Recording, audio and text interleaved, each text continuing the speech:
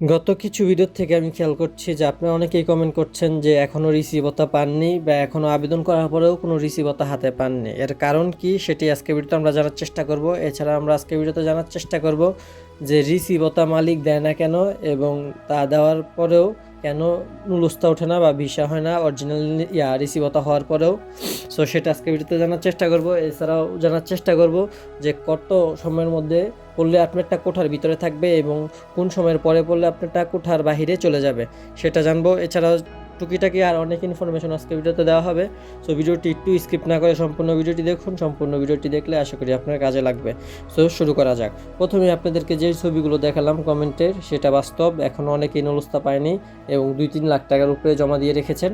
So এটা কেন পাননি? কারণ আপনার জন্য আবেদন করাই হয়নি, এই জন্যই আপনি এখনও রিসিভতা পাননি। সো রিসিভতা আপনি কীভাবে পাবেন? যখন আপনাকে আবেদন করা হবে ইটালিতে আপনার জন্য আপনার নামে, তখন আপনি একটা রিসিভতা পাবেন, অরিজিনাল রিসিভতা হোক।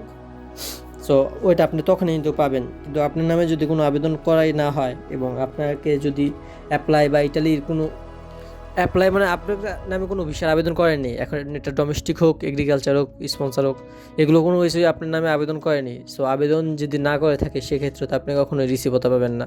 আর অনেক দালাল ফেক রিসিভতা বানাতেও পারে না, কজ এটা আতঙ্কে থাকে যদি ইটালিতে ধরা পড়ে যে আপনি ফেক রিসিভতা বানিয়ে বাংলাদেশে পাঠিয়েছেন এবং মালিক যদি তা জানতে পারে যে তার নাম ব্যবহার করে এরকম ফেক রিসিভতা করা হয়েছে, মানে ক্রিয়েট করা হয়েছে বা বানানো হয়েছে, তাহলে কিন্তু সে কঠিন পদক্ষেপ নিতে বাধ্য।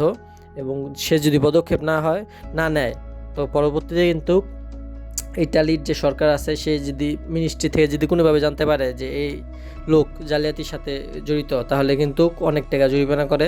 সো এগুলো রিস্ক মালিকরা কখনোই নিতে চায় না। এবং বাস্তব কথা হচ্ছে গিয়ে আপনার নামে যদি আবেদন করা হয় সেটা 24 ঘন্টার থেকে 7 দিনের মধ্যে আপনার রিসিভতা পাওয়ার কথা। এখন যারা পান নাই তারা তো পারি নাই, তো তাদের এখন করণীয় কি সেটা এখন বলি চলেন।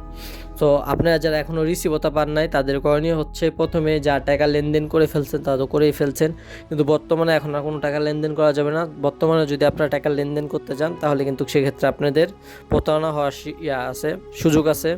তার মধ্যে যদি আবার দালাল হয় বা অপরিচিত এজেন্সি হয়, এজেন্সি কখন চলে যাবে আপনার টাকা মেরে তা বলার মতন কেউ নেই। আমি দেখছি এখন অনেকে ফাইল জমা নিচ্ছে। তো এই বিষয়গুলো আপনারা বুঝে শুনে কাজ করবেন। অনেকে 2 থেকে 3 লাখ টাকা পর্যন্ত ইতিমধ্যে জমা দিয়ে ফেলছেন কাছে, মানে যার মাধ্যমে আবেদন করছেন তার কাছ থেকে এত টাকা জমা দেওয়াটা আসলে আপনাদের ঠিক হয় নাই। ইটালির আবেদনের জন্য কিন্তু এই রিসিভতার আবেদনের জন্য বা ভিসা অ্যাপ্লাইয়ের জন্য কিন্তু এগ্রিকালচারে 60,000 টাকার মতো লাগে এবং স্পন্সারে 70,000 টাকার মতো লাগে। এখন আপনাদের কাছ থেকে দালাল বা এজেন্সি কত বলে কি নিয়েছে সেটা ধর আমি বলতে পারলাম না।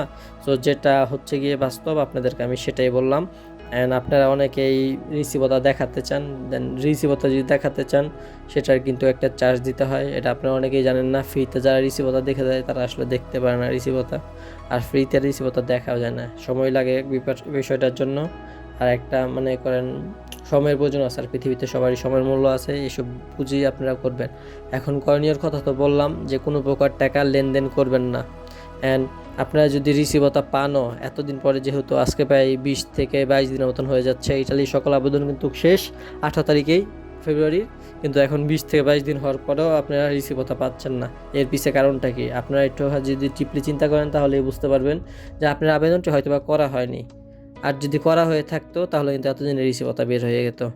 সো আপনাদের আবেদনটি করা হয়নি, যার ফলে কিন্তু এখনও মালিক বা দালাল যাই বলেন না কেন সে কিন্তু আপনাকে রিসিভতা দিতে পারছে না। কারণ রিসিভতা যদি আপনাকে একবার দিয়ে ফেলে ফেক রিসিভতা, এবং আপনি যদি সেটার এগেনস্টে ইটালির মিনিস্ট্রিকে জানিয়ে দেন, তাহলে কিন্তু তার নামে, তার স্পিডের নামেও কিন্তু ব্যাপক একটা মামলা হবে। যার ফলে কিন্তু কোনো বাঙালি এখন ফেক রিসিভতা দিচ্ছে, অনেকেই দিচ্ছে, যারা ইটালিতে থাকে না বাংলাদেশ থেকে কাজ করে তারা কিন্তু দিচ্ছে। কিন্তু যারা ইটালিতে বসে কাজ করে এবং মানে একটা ভালো রেপুটেশন আছে, তারা কিন্তু কখনো এই ফেক রিসিভতা দিতে পারবে না, তার ফলে তারা রিসিভতা দিতে পারছে না। আর আপনারা কি করছেন? আপনারা টাকা দিয়ে বসে রয়েছেন, আবার আপনাদের কাছে এখন আবার টাকা চাইতেছে, আপনারা সেটা দিতেও প্রস্তুত। তো এইভাবেই আপনারা বোকামি করে যাবেন সারা জীবন।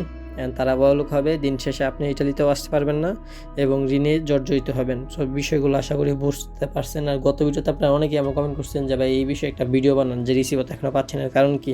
এর প্রধান কারণ যেটা, সেটা তো আমি আপনাদেরকে বলেই দিলাম যে আপনার নামে জমা দেওয়া হয়নি। আপনার নামে যদি জমা দেওয়া হতো তাহলে তো আপনি রিসিভারটা পেতেন, কিন্তু আপনার নামে তো জমাই দেওয়া হয়নি, আপনি কোথা থেকে রিসিভারটা পেবেন?